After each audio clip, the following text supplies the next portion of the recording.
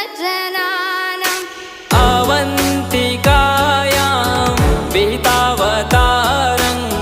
मुक्तिप्रदानाय च सज्जनानाम् अकालमृत्यो परिरक्षणार्थं वन्दे महाकालमहासुरेशम् अकालमृत्यो परिरक्षणार्थं वन्दे